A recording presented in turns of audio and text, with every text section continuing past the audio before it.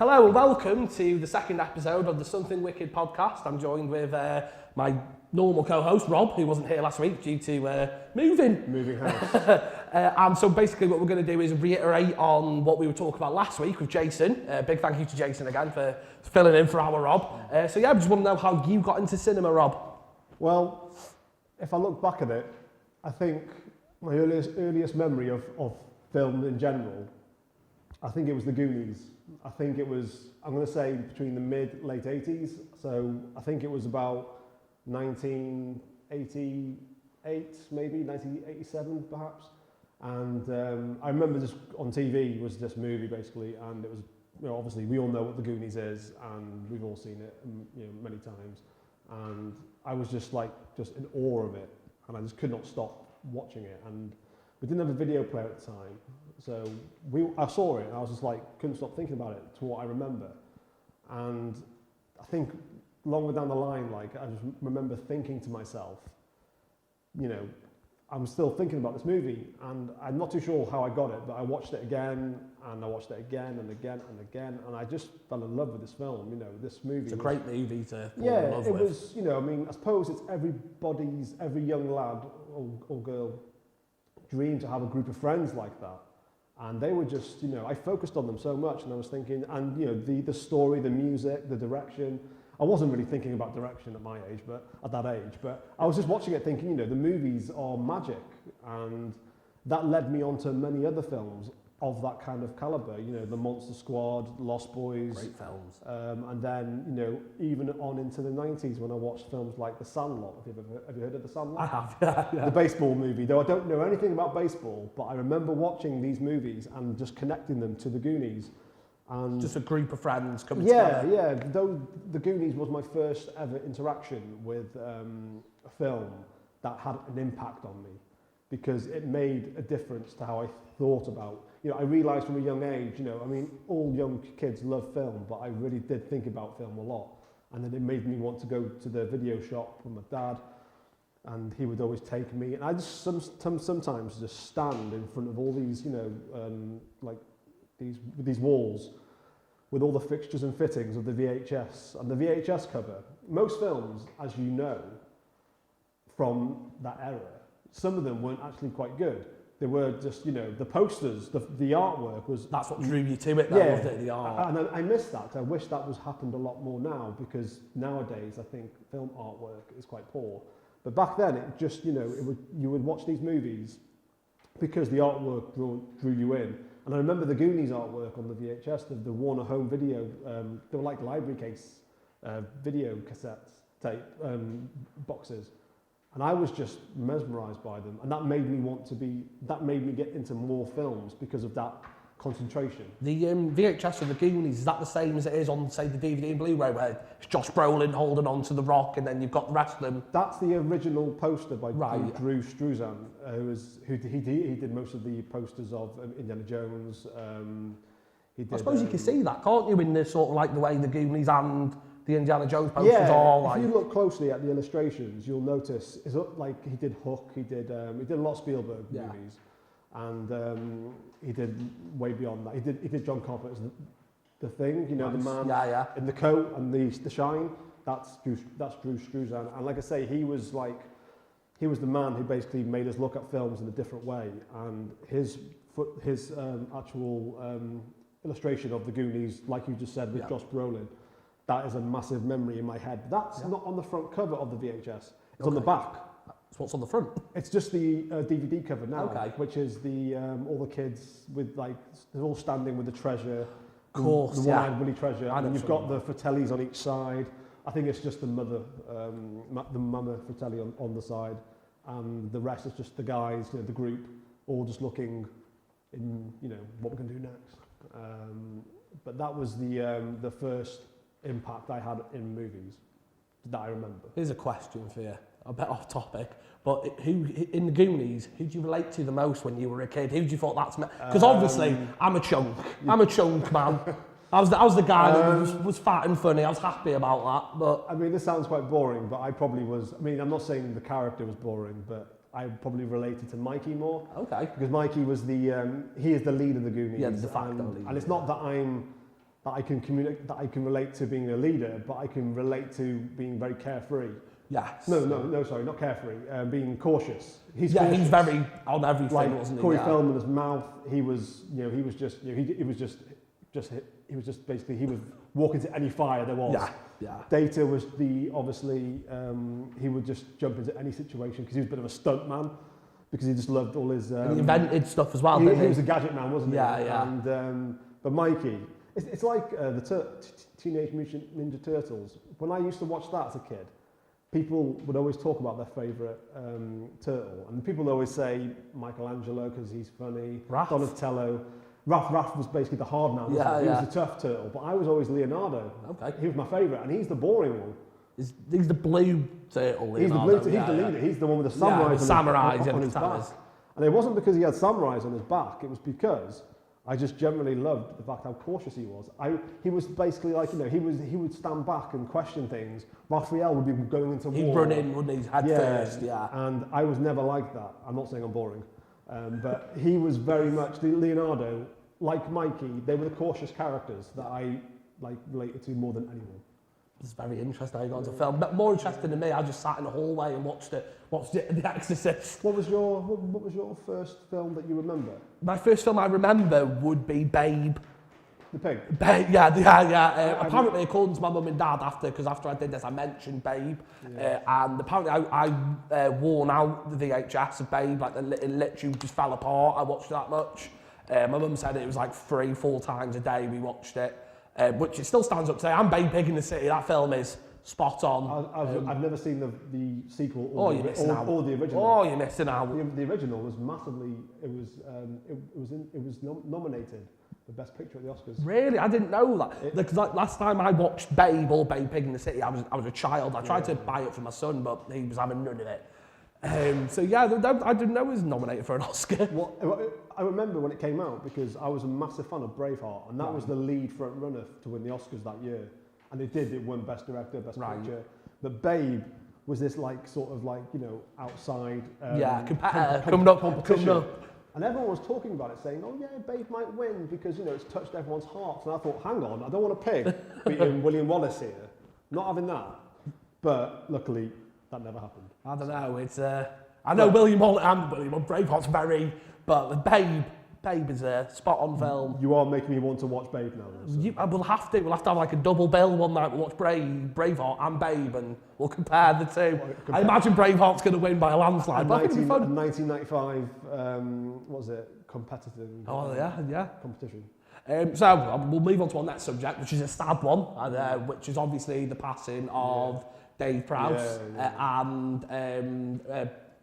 Mine's just gone blank. What's the guy from... I actually don't remember his full name. I know it's Hugh. My mind went completely blank with that one then. The man from Mad Max. Yes, a Toker and the Morton Joe, which I always thought was pretty cool that he came back and done... I think when I saw Fury Road, I came out of the cinema buzzing. Yep. I just loved it. I thought it was groundbreaking cinema for its time, in modern terms. Oh yeah. Well, like you said, it won 6 Oscars, didn't it? Yeah. It won mostly technical ones, but to even be I think it was nominated for Best Director. I think it was nominated for Best Picture. I'm convinced it was.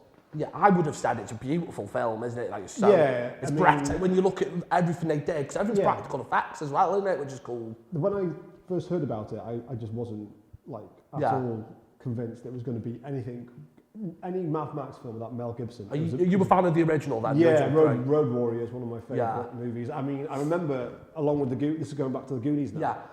Thunderdome, Beyond Thunderdome, the third film, that also was a big movie at the time for me. Tina Turner's in that, right? Yeah, she's the woman that runs the Thunderdome. Yeah, she's like a bit of she is the villain. No.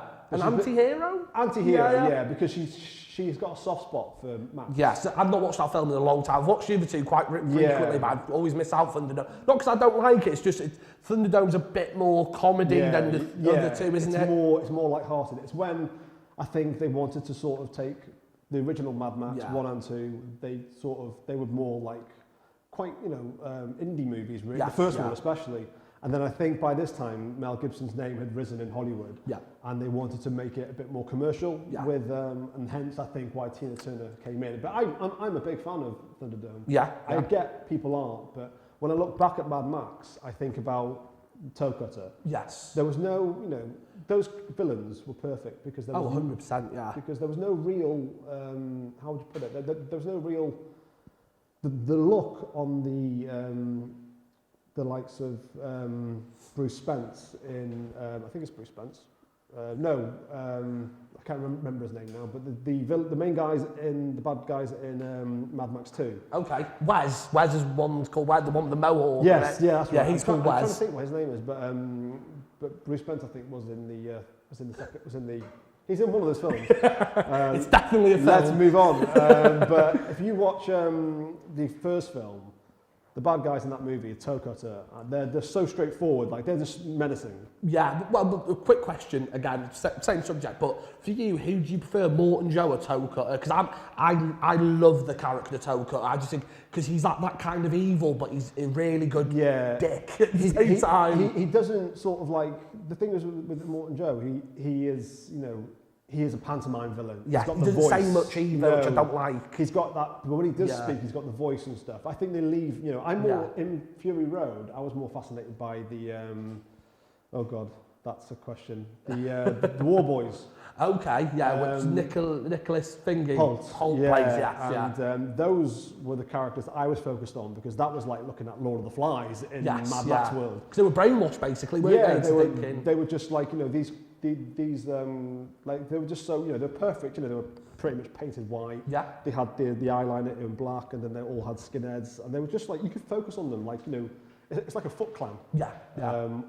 In the Mad Max universe, but yeah, it's I shamelessly don't remember much else what Hugh made, but I do remember. But those two films alone are big. Those are the movies he will always be remembered for, and rightly so. Well, Mad Max 1 is where Lee Warnell and James Wan got the idea for Saw 4, wasn't it? Where, at the end where he says you'll get free with your foot quicker than you will the chain. Right. And that's where they got the idea from. I didn't know that. Yeah, I watched the documentary with James Wan. He said, because obviously they're both Australian, aren't they? Yes. And they were watching it one day, and that's where they got the idea for Saw 1. So without Mad Max and obviously Hugh's input, we wouldn't have Saw, really. No. Which is always, But like I say, it's when you look back at those movies now, you know, like I say, it's always the same, isn't it? Whenever someone you admire for many years in film, and then you sort of don't think about them for a while because, you know, there's so many films and characters to look at. Yeah. And then suddenly they pass away. You're just like everyone else on Instagram or Facebook or Twitter.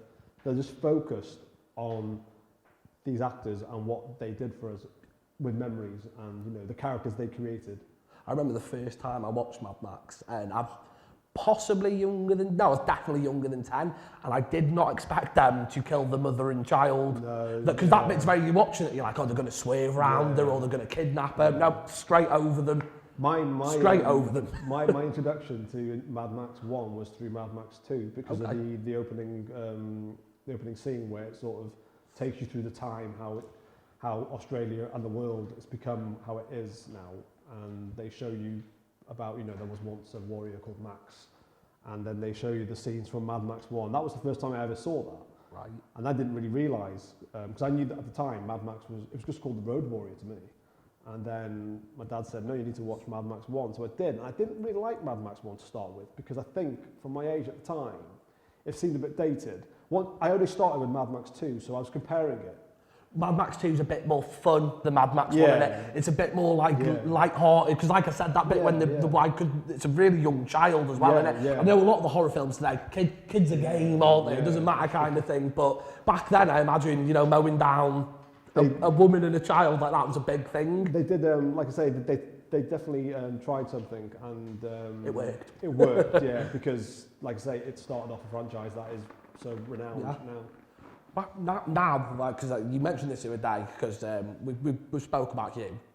So let's go on to Dave Prowse. Yeah. And I believe that you met David Prowse. Yeah, it was about, I think it was 5-6 years ago. It was at Comic Con when Wales Comic Con actually was in Wales. Which was in Wrexham. Yeah, it was in Wrexham at the time. Now it's in Telford. It's in Telford. Wales Comic Con, Telford takeover. Yeah, but it's in. I think eventually it will transfer over to Telford Comic Con, not Wales. Okay, it makes sense. But I suppose it's a brand, isn't it? So they have to keep it at that for a while. But I met David Prowse there, and to be honest with you, like sometimes when I meet someone at Comic Con, I don't know really what to say to them. I don't want to talk to them about the films they're most famous for. I'll think about a movie that they've been in before, other than the one they're most remembered for, and I will try and get some information and just some background on that movie in particular. But David Prowse is Darth Vader. Darth Vader. And to be fair, I thought to myself, I've not really got a lot to say, because what can I say to David Prowse, who's basically, who plays the villain of probably the biggest villain in any franchise of all time? What would be the point in really trying to... I just didn't have anything to say. No. I was kind of blank, because he is a massive figure. I mean, though he was sat down, I'd seen him walking around before I met him. And I just thought, bloody hell, that's Darth Vader, And yeah, he isn't the voice of Darth Vader, that's James Earl Jones, but... Mufasa. And King Joffrey Joffer, ruler of Zamunda. But he has that presence, that towering presence, and without that, Darth Vader doesn't exist. No. And so I met him very briefly. I just said, basically like I do to most Comic Con guests, thanks for the memories. And I asked for a picture. He didn't really say much. And to believe it or not, every Star Wars actor that I've met, who are, I'd say 65 plus, have never been very responsive. I met Kenny Baker, who played R2-D2. Yeah, and he's also passed away, hasn't he? Yeah, sadly so. But he didn't say a word either. I suppose they've had like 30 plus years of people going, "You're in Star Wars." Yeah, but when I met Kenny Baker, I was talking to him about, I wanted to meet him for Time Bandits, because great film. He played Fidget in Time Bandits, and I was like, it's Fidget in Time Bandits, and he's a talking role, but obviously he probably thought I was. I mean, I did slide in my Time Bandits Steelbook, which was released by Arrow Video, and I'm like any collector, I suppose. I was very, when you've got a Steelbook, you want to look after it. Yes. And I gave him. I said, it was quite embarrassing when I met him. My friends were behind me; they were laughing, and I was saying, "Hi, Kenny, can you sign this for me?" He didn't say a word, and then he sort of signed it, the Time Bandits Steelbook, and then he looked up, didn't say a word, and I went, "Cheers, Kenny," and then he sort of tossed the Steelbook across the table, and I was like, Jesus, no. How dare you? Yeah, that's rare, that is. And then I went, "Bye, Kenny," and then I left, and that was it. My friends were behind me laughing. We still talk about it to this day. But that was my interaction with all Star Wars actors that I would say were over 65, because they just didn't not care. They do care. They've been doing it a long time. Exactly. They're probably pros. They are pros. Yeah. But meeting someone like me was probably just like another guy. Steelbook. But yeah. But I got a poster signed by. I got a poster by an artist called Paul Shipper. Okay. And Paul Shipper is he's done art. He's gone on to do artwork for The Last Jedi, The Rise of Skywalker, Ready Player One. So he's worked for some, and he's done a lot of work for Screen Factory. Cool. He's done Army of Darkness. I think he did. There was another film, I can't remember. He's done many. He did Escape from New York, Screen Factory. Sweet. So he is, really well renowned, and he's local. He's from the UK, and I met him, and he had a great Empire Strikes Back poster. So I bought that just so David Prowse could sign it, because it was great. It's got a great image of Darth Vader in the corner. So I got David Prowse to sign it, and that was my experience with him, basically. Very cool. Which I thought, it was. It's I suppose at their age, I suppose time comes on now where you think, like Sean Connery recently, the greats are starting to go. Yeah. Makes us feel old as well, because these people the people that we looked up to are starting to go. What was your favourite Sean Connery film? Off topic, I know, but with obviously... Tricky one. I love him in The Last Crusade. Okay. Indiana Jones. I mean, he's not even the lead star, it's still Harrison, but I just love that movie. I loved him in The Untouchables, but again, he's not the lead, that's Kevin Costner. I've only ever watched this film once, and is it called Zardos, where he wears the red thong? Just for that one scene where he's just got like a red thong on and the two pistols, it always blows my mind. They must have literally thrown like like literally a suitcase full of cash on him for that because I've only watched that film recently because my friend bought it for me, bought a steelbook of it for my birthday, and I watched it and I had no idea what I was watching. And I think if I was I think if I watched it in the 80s, I would have appreciated it. I'm a big fan of its director, John Boorman. Okay. And he directed Excalibur and he directed Deliverance. Cool. And I wish, like, you know, I wish I saw that a bit younger because I think some films are dated at certain ages. Well, Jason, who was our guest last week, he's a massive Zard fan, and that's why I watched it because he was like, "Chad, listen, Sean Connery." Don't know why this made me want to watch Sean Connery, Red Thong, 2 Pistols. I was like, you had me at Thong. Yeah, exactly. So I watched it. And you're hooked now. You're hooked. Focused on that one thing. So I watched it, and I quite like it. It's not, again, it's very dated, I think, as well. Like I said, I think definitely it's like in film, it's revolutionary. Yes, you know, it's very good. I like it. It changes, you know, the game really, because let's face it, how many films were like that at the time? Yeah. And I don't, you know, for all the movies I know about, that's not a film I can compare to many. But no, Connery, he did like The Hunt for Red October. That was a classic. The Rock.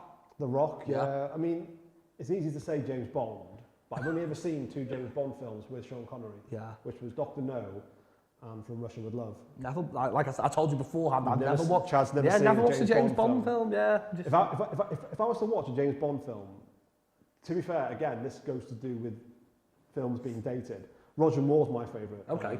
James Bond. Was he the one? No, I was going to James Bond was born there out in Coleman Bay. Is that Timothy Dalton? Timothy Dalton. Yeah, so I was off topic again, but there we go. He only did 2. And do you know what? Those are 2 great films. He's in Hot Fuzz as well. Yes, he is. He is. He's Flash Gordon. Yeah. But he Living Daylights and License to Kill. Those films to me, like everyone was going crazy for Daniel Craig when Casino Royale came out, saying, "Oh, it's a gritty Bond." But if you go back and watch Timothy Dalton in License to Kill, Benicio del Toro and Robert Davi, they were the villains. That is a gritty Bond movie, and it wasn't. I don't think it was well received. I think people liked their Bond films, like the Roger Moore ones, and I get that because they like him suave, don't they? Like a lady killer. Yeah, the Man with the Golden Gun, Moonraker. They're silly, but they're great because all the gadgets and you know you've got the likes of Jaws in it and things like that. I mean, as a man that's never watched a Bond film, if you tell me to watch one, which one would you tell me to watch? If you want to get me hooked, which one would you say watch that? Do you know what I'd say? And it probably doesn't sound to any Bond fan watching. I'd say go with Casino Royale with Daniel Craig. Okay, who's James Bond at the moment? Yeah, because that movie is like it feels like a prequel to who James Bond becomes. Because you know that movie isn't all you know. It was basically it rebooted the franchise because at the time you know I think it was Pierce Brosnan dying of the day, which I actually like. Okay. But a lot of people weren't a fan of it. It didn't do too. I think it did all right in the box office, but I don't think it did the numbers that most you James expect Bond of films Bond. do. So when they released Casino Royale, they really wanted it to be from the beginning. That's how it felt. And then, like for example, not to spoil it, I won't tell you actually. I was going to say, is this how it works? You tell me to watch one and tell me but you know what? You'll watch it and you won't think of it like a Bond film. Because even though if you've seen Bond films before and you watch it, you'll think to yourself, yeah, this is a Bond film. You see all these Bond things about it. But I think if you've never watched one, it's a good one to go into. Cool. It's got plenty going on. And the film after it, called Quantum of Solace, like the first 20 minutes of that film, to me, is one of the best Bond films I've ever seen. That one with Mads Mikkelsen, is he in that one? Or is he he's in Casino Royale. Okay, sweet. I knew he was in a recent one. Yeah, he's in Casino Royale, and he's the main villain in that. But when I watched Quantum of Solace, the film itself is not too good, but the first 20 minutes are, to me, some of the best Bond things going on. And but I would stick with Casino Royale first. I mean, it might make you want to go watch the rest of them. Okay. But I think Casino Royale, because it's a modern film as well, you'll be more focused on it. Dip my toe in. Yeah, and then I think by the end of it, if you were to go on to watch another one after that, if you thought, okay, this is quite good, because Skyfall's a really big film, but maybe go on to like I don't know, maybe the Timothy like Living Daylights, or no, GoldenEye. So, okay. Because do you remember the N64 GoldenEye game? No. Well, that was like. I've heard my brother played it, yeah, but I didn't really. It was the perfect game for its time. Yeah. I remember it. My friend recently watched GoldenEye. I think it was his first time, but he and he thought it was an okay film, but he enjoyed it much more because of the N64 game. Yeah. I think people played that game before they saw the film, and that again, that movie with Pierce Brosnan, that kind of rebooted that franchise. Yeah. But yeah. I'm going to bring us back now because we were talking about David Prowse. We went on the tandem, Rob. Yeah. So I found something interesting. You probably knew this because you could like to read into film, but I didn't know this. Did you know he was in A Clockwork Orange? I know he. To be honest, I've seen. It's not much of a it's like a cameo more than anything. He's the guy. I think he's billed as Julian. Yeah. And he's the big guy at the end sitting at the table. You know when he goes back to the house where Alex DeLarge did the rape and the singing in the rain scene. It's been so long since I saw Clockwork Orange. I know he's in it. Yes. But I do not, if someone told me the scene, I could not tell I you. did not know, like, because when you look at a picture, he's got like long hair and he's got like a flowery top on, and it's that's Darth Vader. The funny thing, when people talk about Prowse, Dave Prowse, they always talk obviously Vader, but they will always talk about the Green Cross Code Man as well. I was just about to get on to that. When I was younger, I used to be quite into Star Wars. My dad was like, "That's not Darth Vader, that's the Green Cross Code Man," and I was like, "What's that?" He was menacing enough to pull off, to make people cross the road carefully. But yeah, no, like I say, it is a sad loss, and again, like I say, it makes you appreciate these actors and actresses that have come and gone, because once they go, like I say, it makes you reflect on their body of work. And well, he also played Frankenstein's monster in a couple of Frankenstein films. He was the monster. I'm not sure I don't think they were, but I'm going to say they are. I think they might have been Hammer films, but don't hold me to that. It's that era. It is that era. I'm pretty sure it's like 50s he played it. I might be wrong, but I think it is that. But he looks great in the role, which I thought was in our Q&A with Spencer Wilding. Go watch that. We did the correlation is that he was Darth Vader and played Frankenstein's monster in Victor Frankenstein. I thought that was a cool correlation that he played the monster and Darth Vader. That was a good. I thought that was really cool to be honest, because I was going through some of Dave Prowse's credits on IMDb, and I thought that was really cool. Definitely. Our last topic is obviously the current state of cinemas and things like that. And obviously we volunteer here in the lovely little theatre in Rill. You wanted to talk about maybe the things that happened with Warner Brothers and stuff, didn't you? And so I'll let you take the floor on this one, Rob. So Warner Brothers, as people will know, have announced that all their films that are going to be released during 2021 are going to be simultaneously released in the theatres and on HBO Max at the same time.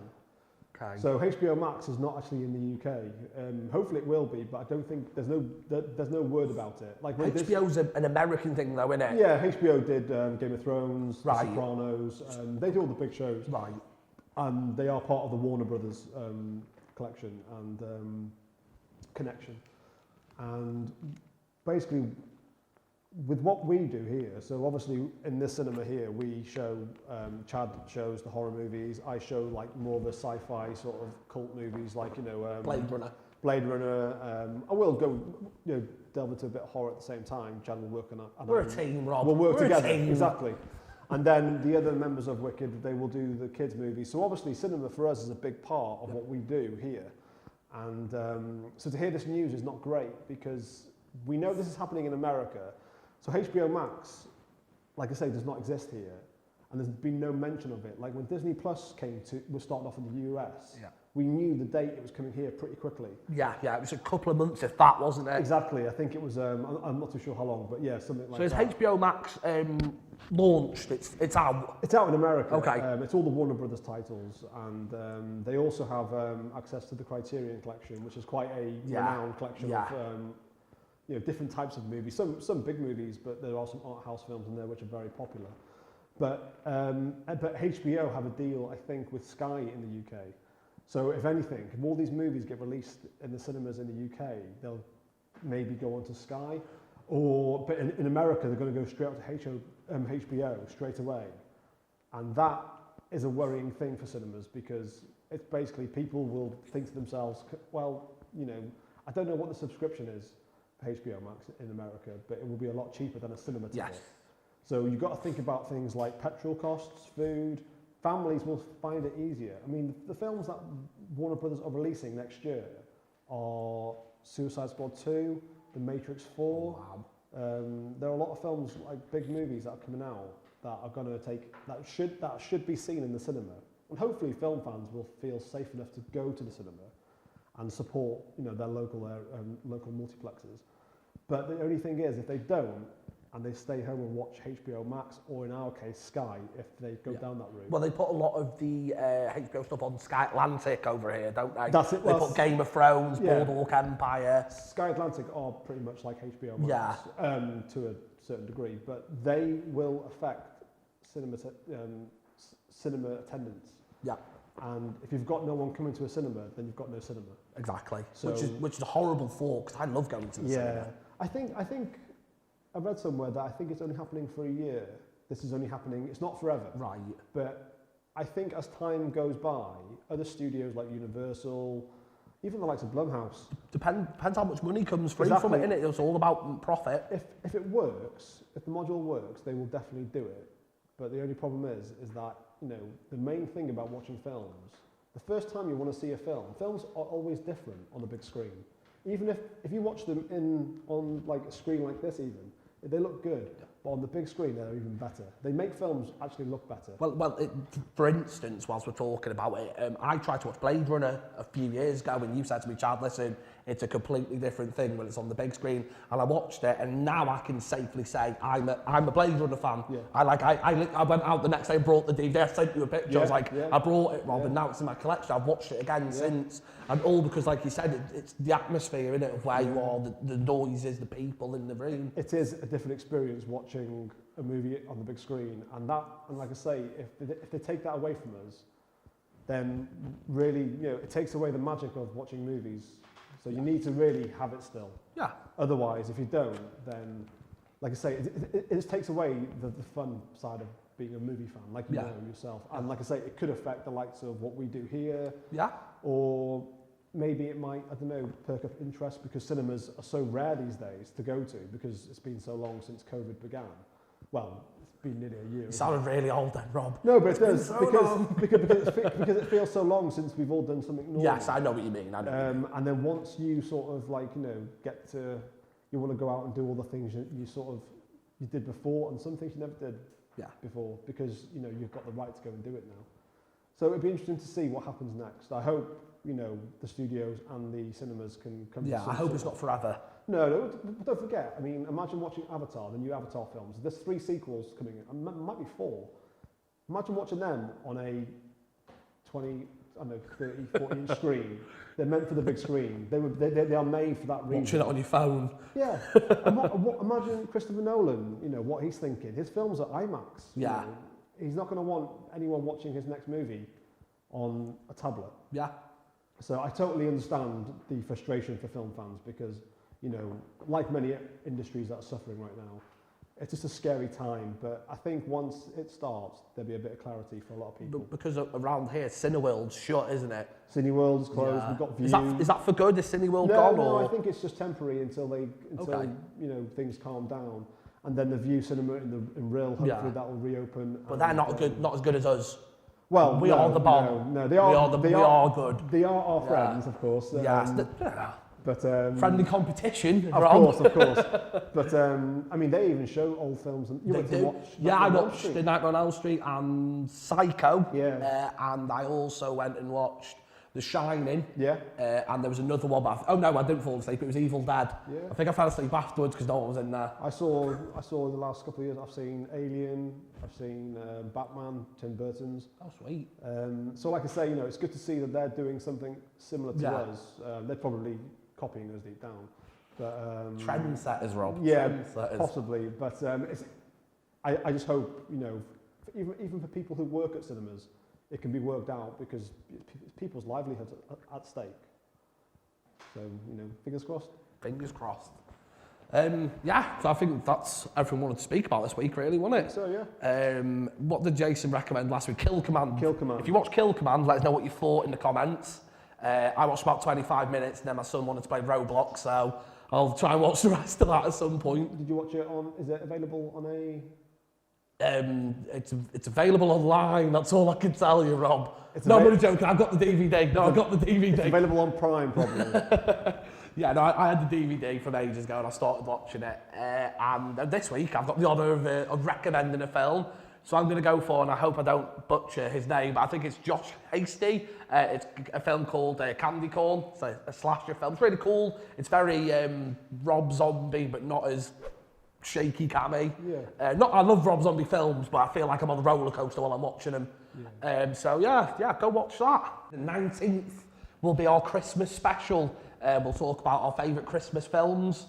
These are going to be not kids' films. These are going to be adult films. Christmas, yes. Not adult films like you might. No, yeah, nothing too weird. Yeah, they're going to be basically they're going to be like the 15+ movies. So we will talk about them. And if you think you've got something that you want to say and you want to come on our podcast, you can find me or Rob. I'm the Pope of Horror on Instagram. What's your Instagram, Rob? Robert19203. Yeah, just give us a DM, slide into our DMs if you will.